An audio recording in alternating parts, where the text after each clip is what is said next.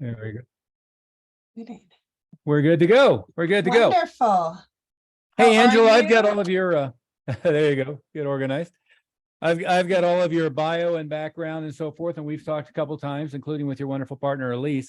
Wonderful. But let's start with a little bit of your background in history. You have to a great extent grown up in the advisory niche, doing in-house marketing and development and so forth.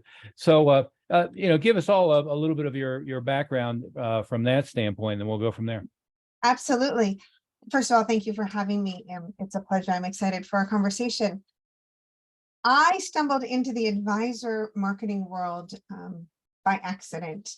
I was a marketing major, communications major out of college, went straight into the advertising industry. I worked at an agency. I was working in healthcare advertising, and I was asked to join an advisory firm in the late 90s to help with event logistics and marketing logistics, because by nature, I'm just very linear and logical and planning all the marketing pieces. And so they said, you'd love it. And I said, I don't know anything about the industry. They said, try it, come on over. And I haven't turned back. It's been great. I was in-house at an advisory firm for almost a decade, managing their marketing division, which was not only client communications, but working with COIs, centers of influence, and really bridging those two pieces of marketing that really help an advisory firm. And it was in 2008, for many different circumstances, that I ended up going off on my own and consulting, and I've stayed in the industry as an advisor marketing consultant ever since. And what that looks like is working with marketing plans, developing the marketing plans, bringing those plans to life, and then executing on all the details and bringing in the different partners needed to execute that. You bet. You bet. Yeah, let's go back to your work, decades long at the firm. And to start with, let's say out loud what we both know is advertising, marketing is marketing. And, my background educationally is in this niche, basically, but I spent a lot of years running and marketing martial arts schools, which, to a lot of people seems like a real, out there in left field. But what they need to attract new clients. They need to have a smooth sales process to get them engaged. They need to maximize their lifetime value of a client. They need to retain a client and then enhance the referrals and the multi-generational impact, same as a financial advisor does. And so I kind of came full circle to my intended field after being very aggressive in marketing in that field, and then being begged and asked to, kind of like you were in the early stages, to come back into both law firms, financial advisors, and so forth, and then decided to specialize with financial advisors. But talk a little bit about what your experience was with them on the client communications. What were you doing with client communications? What were they doing when you came in? What did you enhance over the years? Well, we're talking a span of almost 25 years, and client communications, or communications in general, have evolved, as we all know, with the technology. Back then we had fax machines, and we were just dabbling in the email. So it's evolved as life has evolved. So back then, I lost my screen. I don't see you. There you go. There you go. So back then, the communications were really not well thought out. They were very shoot from the hip almost. We want to communicate this, let's do it. Let's, want to say this. And a lot of times too, we were very constrained. One of the things that has changed in 25 years is compliance. So when you look at client communications in the late 90s, early 2000s versus now, we have a lot more leeway now with compliance. So in my opinion, having gone through that whole evolution, the communications weren't very targeted. They Mhm. were there for the sake of being there. Right. I don't feel they moved the relationship forward as it could have. It was Mhm. definitely not strategic. Right. And it was very regulated. So now, fast forward, we have different modalities that we can communicate. We have the social media, we have the email. Mhm. We didn't have social media back then in the capacity we have now. And we can really reach clients and prospects how they want to be communicated to. Right. So 25 years ago, if we sent an email, that's what we did, whether or not the client was on email or not. And that was a struggle when you had an older client, especially then, that may not be on email and they're not receiving the communications, Yeah. or they didn't want a long newsletter. Now we have the choice and the knowledge to be able to communicate with the clients how they want to receive it. And in the work that I do now with my business partner, Elyse Stoner, who you spoke to the other day, Mhm. is we work with the advisors to interview ideal clients, to understand their preferences, and we convey that to the advisor so that if the client wants to receive the main amount of their communications by text, that's what we advise. Mhm. Whether the advisor wants to text or not, as long as it's all approved. They may want small bite-sized pieces of content. They may want visuals. They may want to receive everything on social media or email. I mean, there's just so many different modalities now that we can utilize. And if we strategically plan the client communications, keeping in mind how the client wants to be communicated, then it's a win-win. You are reaching them and meeting them where they're at, and they will respond. Yeah. Yeah. And to unpack that even a little bit more is it seems like, I mean, I don't know how many advisors I've worked with now. I have a lot of them, but there almost nobody starts with what are we trying to accomplish, right? Is they think, well, we need to communicate with our clients. Well, why? What specifically are you trying to accomplish? What's your mechanism for doing that? And then the other element is they seem to have a predisposition of how they want to do it. And, a lot of the advisors that we probably both work with are like 50 to 60, been in the industry for a long time and have come, I guess, full cycle where they think that email is the only mechanism available and seem to have a resistance to, for instance, text messaging. And I wrote a book on internet marketing in 1999. And, the famous movie, You've Got Mail, back then, I loved email. People sat in anticipation waiting for their email. Now, most people get like 200, 250 emails a day. And I have kids. I have a daughter who's graduating from college, and I have a son who's in high school. They don't use email. They use email only when forced to. And they don't use their telephone. They use text Nope. message.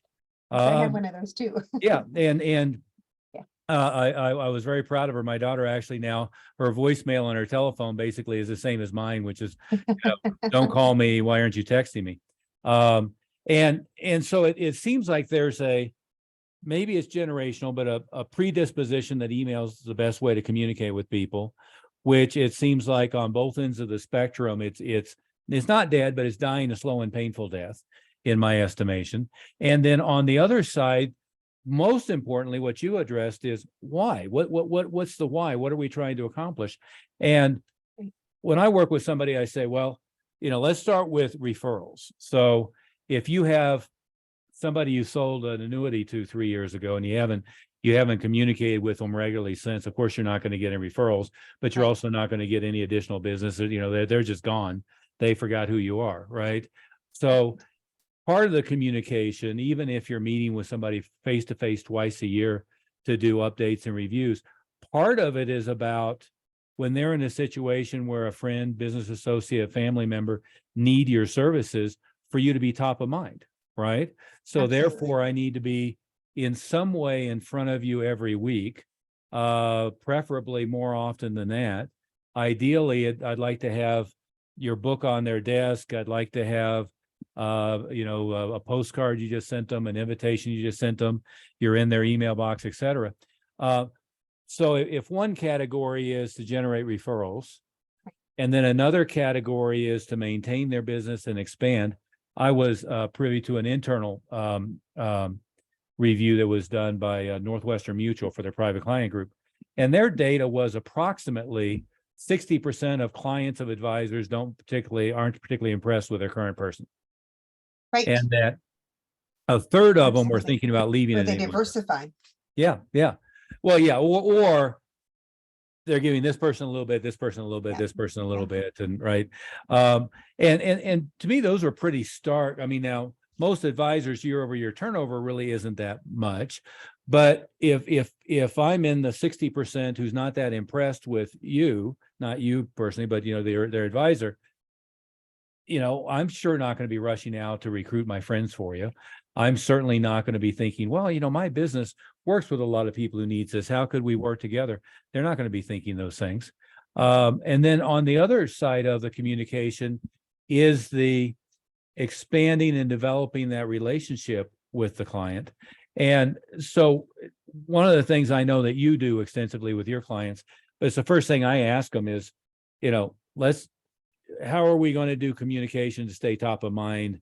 How are we going to enhance that to generate referrals? How are we going to enhance that to do multi-generational? How are we going to enhance that from them going to be neutral to not thinking about you to impressed and excited about you? And then you have the prospect side of that again. And I've played prospects with hundreds of advisors now, and I'm shocked at how sloppy and pitiful they are. There's exactly one guy. Their firm name is Townsend. They're not a client of mine. I wish they were actually, but I opted into their website, and now at least 3 times a month I'm getting something in the mail. I'm getting invitations to their golf outing, their something else outing, whatever it is. I'm getting regular educational updates, invites to webinars, and so forth. But that's the other element of that communication is getting to somebody and getting them a little bit interested. It seems like most advisors think, I'm going to get a referral. They either meet with me or they don't. They either buy from me or they don't. And then they revert to 10-3-1, right? I'm going to get 10 referrals. 3 of them are going to meet with me. One's going to buy. But then they forget about all the others. So you got 9 people here who might be a great prospect in a month, 3 months, 5 months. They might listen to your podcast, read your book, follow up with your emails, but they totally forget about them and then abandon them. Or they farm out to, we both appreciate Snappy Kraken. I mean, they got some great systems, but just putting somebody in a forever email drip system isn't the same as intelligently crafting a follow-up system. Right. Absolutely. Yeah. It needs to be tailored. It needs to be authentic. There's quite a bit in what you said. And my brain was spinning. Oh, we need to talk about this and that could be an 8-hour conversation. Right.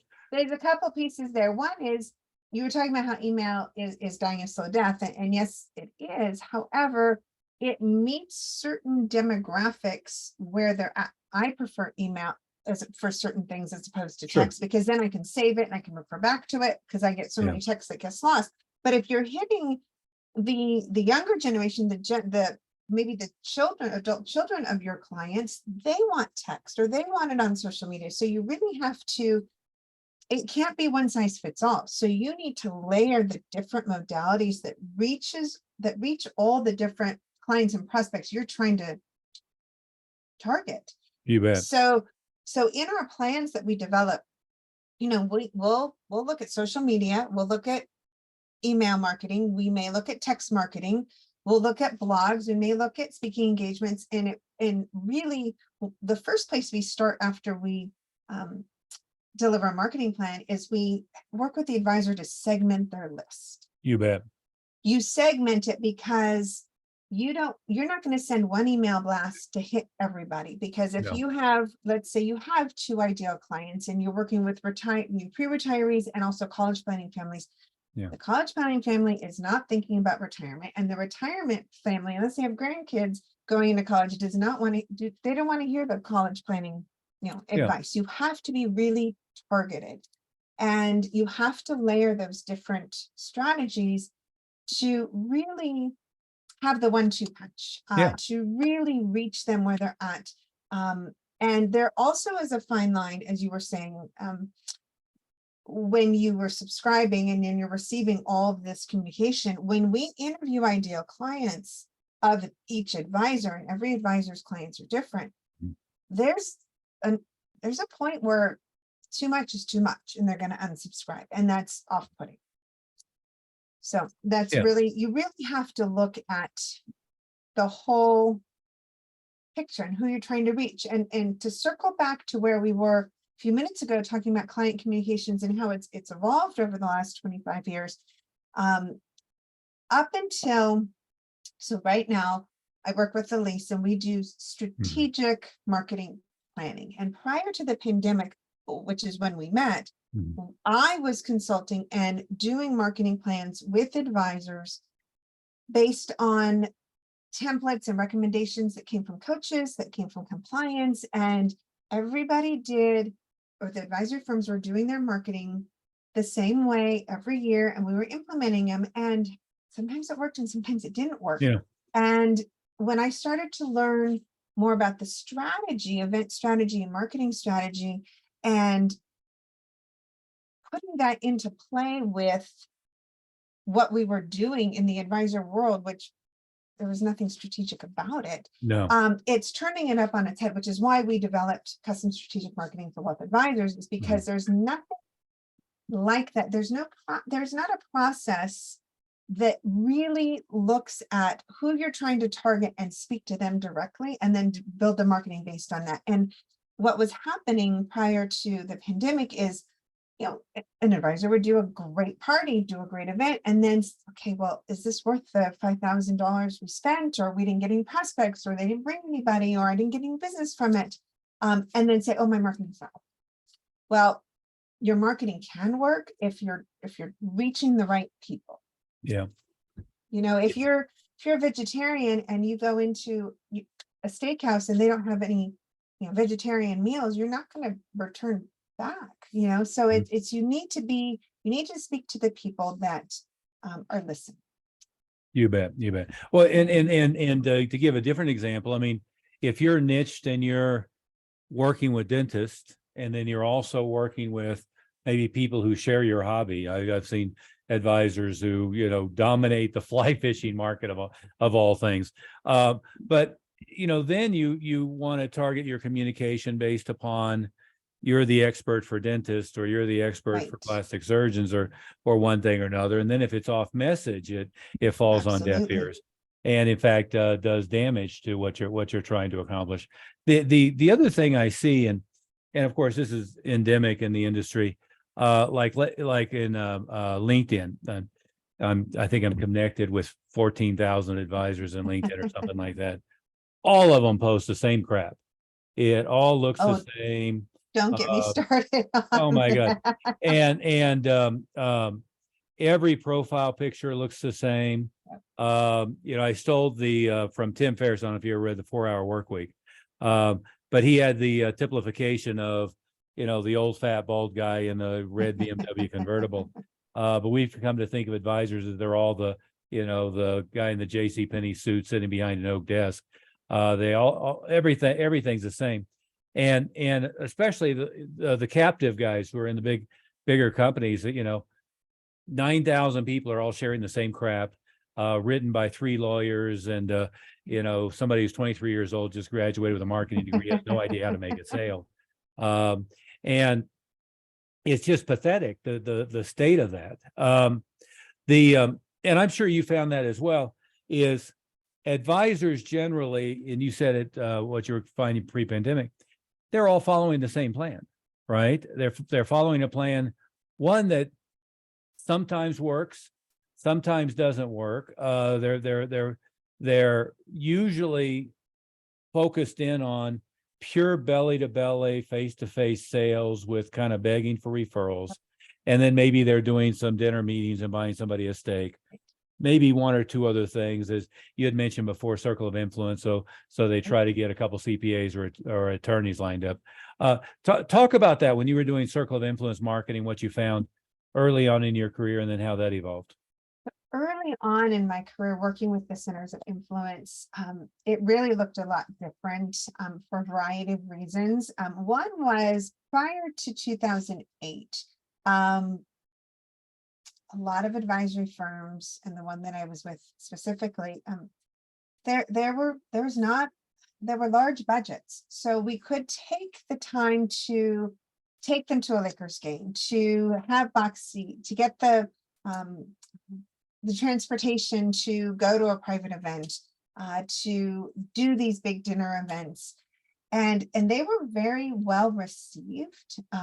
They're big parties and they were great networking events. But as time evolved and we've been through 2008 and then the pandemic, and everyone's really looking at where they're spending their marketing dollars, the strategy that really is working and taking hold now with your centers of influence is building those relationships on a one-to-one rather than a one-to-many, because you're building the know, like, trust, and that can be implemented in a couple of different ways. And again, just as we create a ideal client avatar, an ideal client marketing plan, we also do, depending on if it really works within the model of the advisory firm we're speaking with, we'll do an ideal COI referral partner plan. How do you clone your ideal referral partners? Who's giving you the business? Where's it a two-way street where you might be referring to them, but they're not referring to you? And we work to clone them. Where are they? Are they in your networking groups? Are they in your children's groups? Where are they? So that's what we look to. Yeah. And it seems to me that the mistake the advisor makes in those, well, in every business makes the same mistake, right, is thinking that the person on the other side is going to do their share and is going to be capable of doing marketing, advertising, communication, referrals, and especially when you start talking about categories like accountants and lawyers. I mean, if there's the two worst categories for making a sale or marketing, that's probably in the range, right?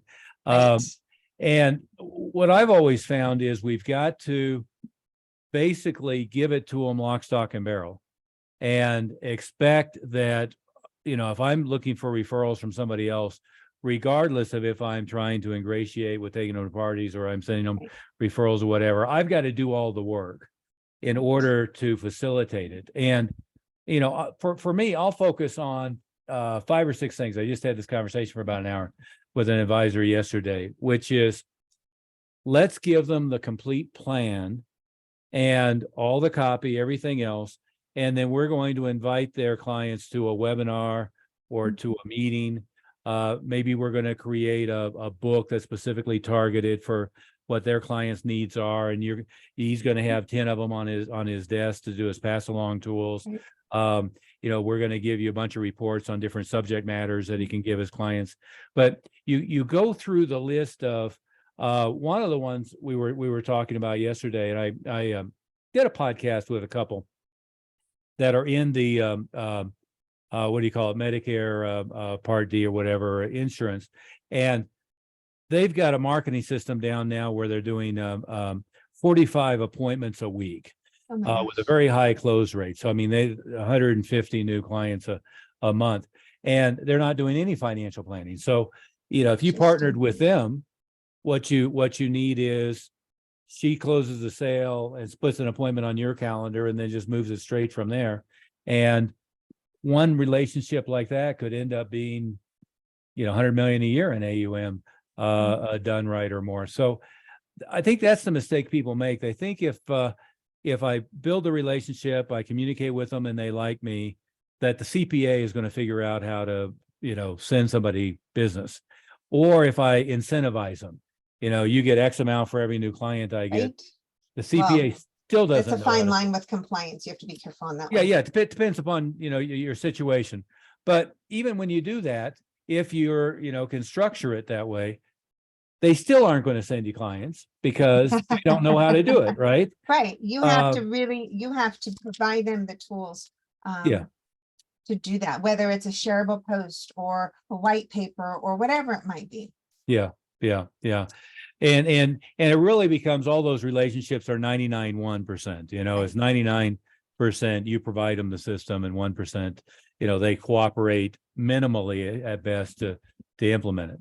But you also don't want to be too salesy. And one more thing too that has Sure. changed over the years is we always thought of referral partners and COIs as attorneys and CPAs, and then fast forward into this new world that we've evolved into, it's not just attorneys and CPAs. It can be whoever shares your same ideal client. It could be a Exactly. high-end jeweler, it could be a high real estate professional. Really think outside of the box. And I wrote an article with an advisor that I work with. I co-authored it for Horse's Mouth on really how to market and work with your COIs. Yeah. And I'm happy to provide that to you, actually, if you wanted to include that in the show notes. Sure. But it talks about the different COIs that could be possible referral partners for you that you might not think about, really. Oh, absolutely. And see, there's a wide range. That's exactly right. Is if I'm targeting doctors, there's a local, state, national association that with their specialties and so forth. So there's places to get referrals. If you're, one of my clients is a private pilot, and he's targeting pilots. Well, that opens up a huge range of referral partners that have nothing to do with doing their taxes or their estate planning or anything. And you can go, on and on and on thinking about that. As you said, it's who has your target audience and how do you build a relationship? And frankly, once you get out of the attorney and CPA, mindset, it opens up the world to an incredible number of opportunities, and oftentimes people who are going to be more open than not. Absolutely. This is a left field example, but one of my advisor clients is, his family lineage is German. He's into Porsches.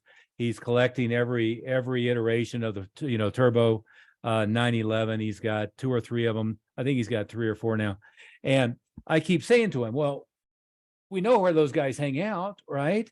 So, let's do something with the dealership, and let's do something with the Porsche Club of, in this case, Colorado. Let's do something with their, day at the track days. Let's create the office where you got the glass wall, your conference room is here and the collection's over there, and you do meet, right? I mean, there's so many different places you can do it. And that's completely out of left field, but it's something where there's affinity. There's going to be an immediate relationship build, and it's extremely easy to get to them, and extremely to get to them. And like you said, in a way that's providing information, providing education, and not looking like you're trying to pitch a product. No, and absolutely. And another way that a lot of our advisors can really communicate and build those relationships with these COIs, referral partners, is offering classes for CE credit. So you're providing a service to them, they can receive their CE credit. You partner with a wholesaler who has the presentation already ready to go and can do the CE paperwork. And it's very little, and the wholesaler most often will pay for the lunch event, whatever it might be. Yeah. You're providing a service to the in this case, it would be an attorney or CPA. Right. And build that relationship. So there are lots of different ways you can do that. You bet. Yeah. And again, it's something where I don't know how many advisors I've talked to who said, well, that doesn't work, or that didn't work. It's like, well, it's not that They all say work. that. It's not that working with them. It's not that it doesn't work. It's that you didn't work it the way that, you got to work it to make it work. And that is another foul. And it's not just advisors. I mean, so many different business owners, people in this type of role, they believe they've tried it before when they did it poorly, right? Well, I've tried LinkedIn advertising. I've tried Facebook advertising. I've tried Google. I've tried circle of influence. Those things didn't work well. And then when you start questioning, did you do this? No. Did you do this? No. Did you do this? No. Did you keep track of the numbers and know what the conversion rates were? No. I was talking to one, and he's having actually pretty good success with live event marketing. But when you drill down, what he was doing is abdicating to an agency who was, being tasked with filling the room. And then when you looked at the list that they were mailing to, he couldn't figure out why his closing rate wasn't as high as it should be. But he was closing everybody who was his target audience that was in the room. And then there was a whole bunch of people who weren't the right people to be in the room. And then they had told him, well, that's as close as we can do on targeting. Because again, a lot of people, which is why, you and I work with them, right? To focus them. A lot of people that you're contracting out to do things, they perceive, if I'm contracting out Facebook, they believe that they're going to purely get evaluated on how many leads they get, right? The Google is purely how many leads do I get? If it's an event, promotions, direct mail or social media, how many butts are in the seats and how many registrations Oh do my they gosh, I know. right? But they have no concern with, or even an understanding of, narrowcasting the message, getting to exactly the right people. Usually the advisor hasn't sat down and said, here's the list of characteristics of people that I work with that I want in the room. They've said 50 to 60, and they have $500,000, to invest or something like that, and have done just a horrible job at targeting. And if I can give one tip, don't prospect off a list. Don't do it, because the list vendor will say, oh, this list encapsulates this net worth and this time, where they live. But they may not be the right, they likely aren't the right prospect for you. And that's why we spend so much time looking at your ideal client and cloning the ones that you have, because then we actually reach them where they're at. And so you will appear where they're looking. We have a client that we just recently finished a project with, where he was surprised to find out that he shouldn't be marketing on Facebook. His clients are only using Facebook to post pictures of their kids so grandparents could see it. They're actually on YouTube trying to research and figure out how, everything, how to fix something, how to learn about something. And so we're doing a project where we're creating small snippets of videos on different financial topics that will appear on video on YouTube, so that when the ideal client is on YouTube for another reason, they're going to see it. Yeah. That's a good example. Here, going back to lists for a second, is and this is out of the niche, but it's a story I heard that exemplifies it. Is, if people don't know, most of the states sell driver's license data. So you can go pull a list of everybody, and the data they have includes sex, weight, height, etc. So all the weight loss people, when this started happening, thought, hey, this is great, because their target audience is, not being sexist, but it's female predominantly, and they can go pull them and compute BMI. And so basically they could sell to fat women, right? Of the right age category, so I don't remember what that was, but let's say 35 to 50 of a BMI of whatever their cutoff was. Failed miserably. Absolutely failed miserably. Shocker. and the and the missing ingredient was, you don't know if they care, right? And it's exactly what you're saying here is that you've got to have a list that not only encapsulates those demographic characteristics, but you've got to understand the psychographic of what they're looking for, what they're researching, which is again where, for good or ill, the marketing breadth that came with the internet, certainly came with YouTube and Google, secondarily social media, of being able to go target people on what they're currently interested in and get them at a time. The old direct response version of this was the infomercial crowd. And what you could do is you could buy their list of buyers, but they would sell what they call their hot list. In other words, they bought within the last week or the last month. Well, if I'm selling get rich in real estate, the best possible audience is they just spent money on get rich with real estate with somebody else. And online, you can facilitate that much more easily. Somebody on YouTube is researching this area. Your ad shows up, it drives them to more extensive information, drives them to give you information. They're searching for any one of 500 keywords that relate, and you can get in front of them. It gives you that next level of, are they interested? Are they currently hot to trot on it? Are they in the market that way? And not every advisor's next ideal client is going to be found online. It really depends on who they are and what how they're made up.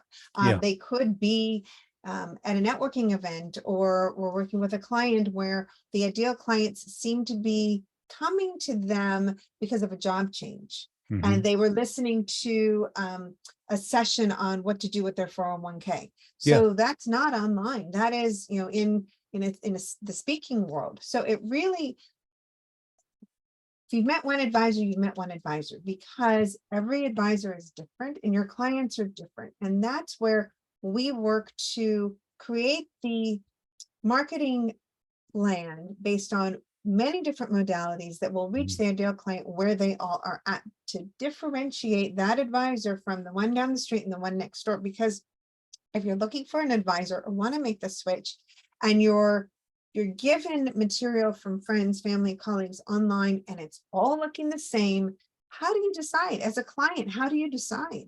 So you decide when you read something that resonates with you. Yeah. Well, and I sent you my book a few weeks ago. That's like chapter 1 or chapter 2 is railing against, all the advisors having a contest to see who can be no different than everybody else. And all of this goes into play with events too. So it's not just your client communication, it's your events. So if you have your ideal client in mind, and let's say that your ideal client are moms, well, you don't plan events during nap time or school pickup, or you do it now, you can do it online, and you don't want to do it where they have to drive far near your office because that's convenient for you. And it's 45 minutes from your ideal client. Okay, you don't do that. Especially you through heavy where they're traffic. at. Yeah. Right. And not just the moms. If your ideal clients are working professionals, you don't hold a 3 o'clock event. You make sure you time it for 6:30, or it's by where all the office buildings are, near the freeway, easily accessible. You really have to think of all of that, and we call that the event personality. You have to look at all the different pieces that resonate with your ideal client to hold a successful event. Because if you don't, then you're just throwing another great party. And it's okay to throw a great party, but you want it to be for a purpose, for a goal, to have value and build those relationships. Because when you build those relationships and you build the know, like, trust, then they're going to refer you to friends and family and adult children. Yeah, absolutely. And we don't have time to get deep into events, and Elyse and I did that pretty thoroughly.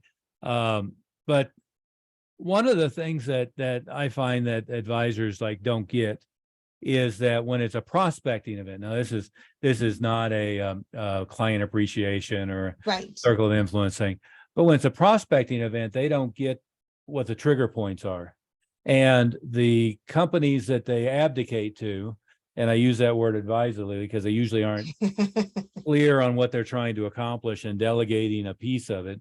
I can delegate the direct mail, and I can delegate the targeting, but I got to know what I'm trying to accomplish and who I'm trying to accomplish it with.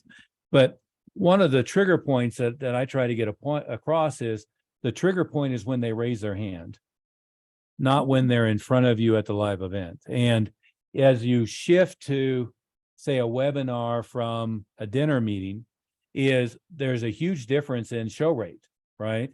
A live meeting, done right, might have a 90% show rate.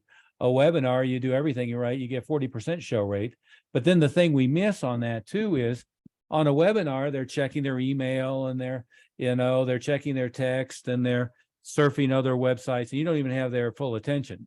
At least when they're in a room, you have mostly their attention, because in a small enough room, it seems rude to be sitting there playing around on their iPhone. But I think advisors miss those two pieces. Is an online event isn't the same as a live face-to-face event. No, but it does have it has a purpose. I don't mean to cut over you, but there's a space and a time, especially now, for these virtual events, and you want to use it. Yeah, you want to use it where it's meant to be. I remember when we hit the pandemic and everything went virtual, one of the biggest things I heard was, oh my gosh, I can hold an event and my top client happens to not be in my geographical area, and they're loving being able to come to these events. So there's a very, you have to be very purposeful on using those events to really be marketing moments and work for you. Yeah. Well, and you touched upon something briefly, but the other thing I think is interesting with the advisor niche is somehow they get into their head that, I've got a 5-mile radius from my office and that's where my clients are. And as you get better and better at the demographic and psychographic and other elements of my audience, maybe what it is I have a very narrow slice of the overall population, but they're, it's a coast to coast, or it's all of Canada, or it's all of North America, or whatever I can do licensing wise. But they kind of miss the point that it doesn't have to be we meet face to face. Nowadays, meeting face to face with Zoom, 95% of the same experience. You miss a little bit, but it's pretty close. And I've got people I work with that, in other words, they target dentists internationally, or they have clients that are everywhere from Seattle to Miami to New Hampshire. And the more you really narrow in on that slice, rather than draw a radius and overgeneralize what you're looking for, is opening up that geography. Yeah, makes a lot of sense as well. And I think the pandemic helped in that. It helped us really bridge the different communications, because especially in the advisory world, we were chipped per se, or predisposed per se, to just work in our, one zip code or maybe 2 zip codes, and then work with the referrals that might have then helped us branch out to other areas. But realizing that we don't have any boundaries now, and so we can build that relationship via Zoom. It's not 100% the same as in person, but we can certainly do that. And if your service is a fit for somebody who is out of state, then they're perfect clients for you. Yeah, well, and depending upon how powerful and narrow your audience is, they'll come to you, right? Absolutely. So, and the power of having all this technology and the social media, if you're doing it right, then your content is being forwarded. Exactly. So it all buttons up and it all ties together. And it all boils down to, you want to market to the ideal client because they'll listen, and you need to know who they are, what their preferences are, what their not only demographics, psychographics, and life circumstances. And when I say life circumstances, are they coming to you? You may say your ideal client, oh, they're just about to retire. Well, they came to you 20 years ago when they were putting their children through college. Yeah, that's who you want to reach. Oh, yeah. So you really have to know all of that, the whole picture. And then it's just, it works. It really works. Well, one of the marketing gurus I've worked with for many years now he uses the terminology, you want to go from annoying pest to welcome guest. And part of the way you do that, again, to quote somebody from I think the 30s, is we would talk about, you want to get inside the conversation already going on in your head. And most marketing messages are ignored or annoying because there's a mismatch between me talking about myself, trying to get you interested, versus I'm matching that conversation and hitting the right point. And again, as you're saying, the more clearly you get an idea of exactly who it is you're targeting, exactly who it is you work with, the more clearly you understand their needs, desires, fears, and so forth, then you can craft the message to really target in. And it's again where I see, the stuff that, not to be critical of any of them, but Mass Mutual, Northwestern Mutual, and Merrill Lynch. I mean, they're all doing things that are so mass market that nobody cares about the message. It just doesn't resonate with anyone, rather than get inside the conversation that's going on in their head, showing them that you have a solution to their problem. It's all my other bitch about advisors, going back to LinkedIn, is every one of them has all of the damn alphabet soup. They're CHFC, there's CFP, they're RICP, there's I think I Googled it. There's like 84 of them. And I know what most of it means. I don't care. And I got to tell you, their prospective clients could care less, right? And I know the CFP board buys advertising. Go find the CFP. Nobody knows. Nobody cares. It's irrelevant.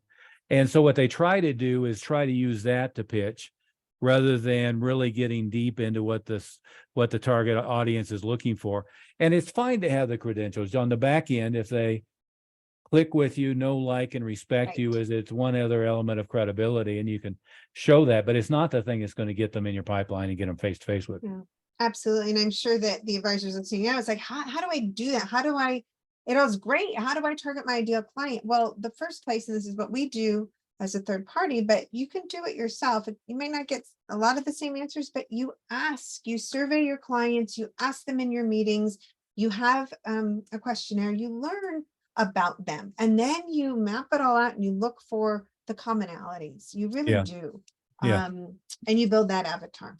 It is. You and I talked That's where about you this. start. It is interesting. You and I talked about this before, how hard it is for advisors to step back and look at their client list with any level of objectivity. I don't know how many times I've been told, after telling them to do exactly what you said, is, oh, it's all over the board. There's no commonality. Well, how about this? How many of you, rounded up over the years? Couple of them that I've worked with, it's like 650-ish. Well, okay. How about if we took the top 100 that you like working with, that really like working with you, that have, are making you most of the money, and figure out what's common about them. And maybe it's not career, maybe it's, maybe there's a spectrum of age, whatever it might be. What's common? What do you have in common? What do you like about them? Because again, the last thing you want to do is round up a bunch of clients that you don't like, right? Absolutely. Well, we see that now with, we work with advisors who are usually mid-career, and the first thing we hear is, I want to work with clients that I like. I don't need to work with everybody who fogs a mirror at this point in my career. I just don't. Yeah. So it's really, setting yourself up for the next half of your career. And we even work with newer advisors. Set yourself up from the beginning with clients that are like you, that you like, that you want to work with. Yeah. Yeah. Well, and desperation comes from a lack of opportunity, right? Yeah. So if I've got 50, perfect prospects coming through my pipeline, I can be picky, but if I'm lucky to get one or two a month or a week, then, I feel like I have to make every sale. So to a great extent, targeting the right audience and opening the spigot makes a huge difference. Hey, we've got a little over our what we expected. Oh my goodness. Yeah, we're almost at an hour here, doesn't it? Yeah. Well, I hope I could provide some value to the listeners.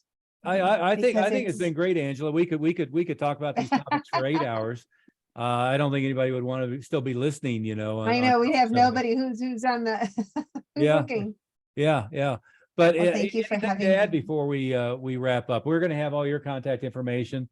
Absolutely. They can follow us on LinkedIn, Custom Strategic Marketing for Wealth Advisors. We post tips and ideas and what we're seeing in the marketplace. That's a great way to kind of hear are you pulling it up? Yeah, there's your personal. Yeah, that's my personal LinkedIn. You're welcome to connect with me there. And then Custom Strategic Marketing for Wealth Advisors is the business that I'm doing with Elyse Stoner, who was on a couple of days ago, where we do everything we were talking about, work with the ideal client, analyze your ideal client, develop the marketing plan, You can also email us if you have questions. I know you probably have lots of burning questions. And we just don't know where to start. Strategic marketing for advisors at gmail.com. Mhm. And then I know Elyse mentioned this as well. For your listeners, we're happy to provide a discount on our marketing coaching and consulting, which is another piece of, our signature service is the marketing plan, but we also work with advisors that either need another ear, or they have all these ideas, they don't know where to start. We're happy to provide some marketing consulting and coaching on an hourly basis, and we provide a discount for your Yeah. listeners. Yeah. And some people will listen to this conversation and say, well, it sounds like you both are kind of in the same business, why are you promoting the competition on either way? And I never look at it that way. I was saying to Elyse, is high performers are always looking for the slight edge. And so they're looking for the best specialty in each one of those. And as we talked before, I always start with a new client on if they have any flexibility on their pricing and what Right. they're doing there, on their sales conversion process, and then kind of the tactics of opening the spigot. One of the things I always try to get them to do is what you do for them is, and I freely admit I very rarely Right. get them to do it or do it well, is to really go through their client list and get a good analysis of who it is they really are working with already and what they, and by the way, they miss the opportunity there as well. That's a different conversation. It's beyond just looking at the list. It's actually having those conversations with Yeah. with the clients. And we talked about this before. So we work in similar sandboxes, but completely different. So you work on, different areas of a practice that we don't, and we're firm believers of we stay in our lane. We do marketing, strategic marketing planning and event planning and the coaching and the different pieces that go under that umbrella. Yeah. We're not, we don't do SOPs, we don't do HR, we don't do operations, we don't do blog writing, SEO, digital marketing, but we know people in that space. So another change from 25 years ago is all of the different partners, we all work together. We all want to provide our knowledge that we have accumulated over the years and support each other because we can support the advisor in the best way possible.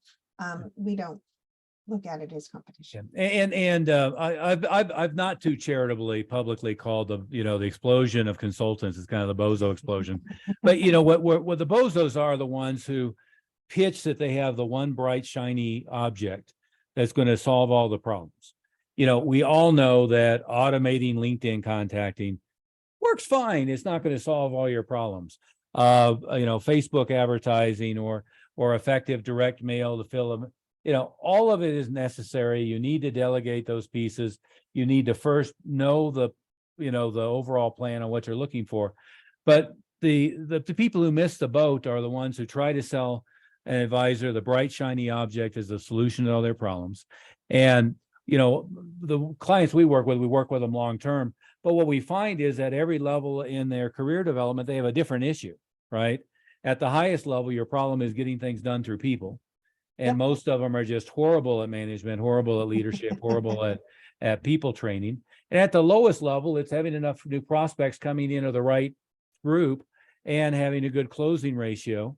And then, not giving away things. Again, independents, if they're not charging a planning fee, they're not charging a substantial planning fee, they're not building the relationship long term, then they just end up, churn and burn and really not making much of an income.